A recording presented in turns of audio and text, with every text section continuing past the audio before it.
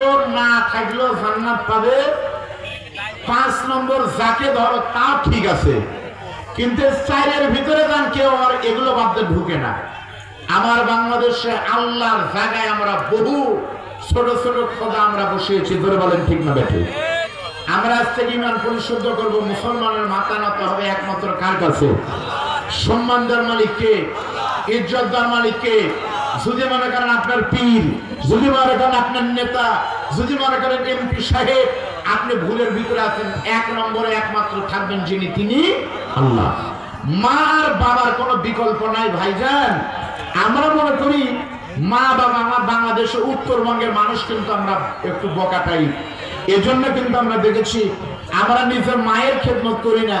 শীতের দিন নিজের মাকে একটা চাদর কিনে দেই না, বাবাকে একটা শীতের কম্বল কিনে দেই না, অথচ পীরের মাথারে আমরা যাই, কোটা দেওয়া হয়। বগুড়া মিটিং হচ্ছে, এইবার বাবার দরবারে আমরা কয়টা গরু হাতিয়ে দেবো, কয়টা বলতেছে পাইকারি থেকে 2টা গরু দেওয়া লাগবে, দুর্গাপুর থেকে 2টা, কাহালু থেকে 22টা, বগুড়ার 12টা উপজেলা থেকে কমপক্ষে 200 গরু আপনারা পাঠায় দিলেন ফরিদপুর। কোন আসলে আপনি গরু দিতে পারেন, দেন।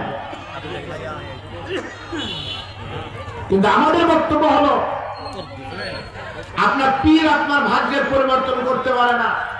হুমা জান্নাত ওয়া নারুকা, মানুষের তাকদীর, মানুষের দোয়া কবুল হয় একমাত্র মা আর বাবার দোয়ায়। সরে বলেন কথা ঠিক না ঠিক?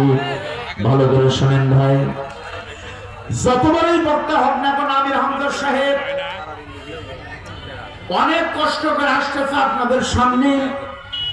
আমির হামজা ভাই দোয়া করবে, দোয়া কবুল হতেও পারে, না পারে, কোনো গ্যারান্টি নাই। যত বড় পীর হোক না কেন, আপনার পিসাব দোয়া করলেন, নন্দবীর দিল্লির হুজুর দোয়া করবে, নন্দবী আলু ঘাটি খেতে গিয়ে দোয়া করবেন, কবুল হতেও পারে, নাও পারে, গ্যারান্টি নাই। কিন্তু 2জন মানুষের দোয়ার কিন্তু শতভাগ গ্যারান্টি আছে। এই 2জনের ভিতরে একজন হলো আপনার দুঃখিনী মা, আরেকজন হলো আপনার বাবা। নবী বলেন হুমা জান্নাত ওয়া নারুকা, মা বাবার দোয়া কিন্তু অবশ্যই কবুল হবে। মা কিন্তু তোমার জন্য জান্নাত, আর ভাগ্য খারাপ হলে কিন্তু জাহান্নাম হয়ে যাবে বলে বলেন।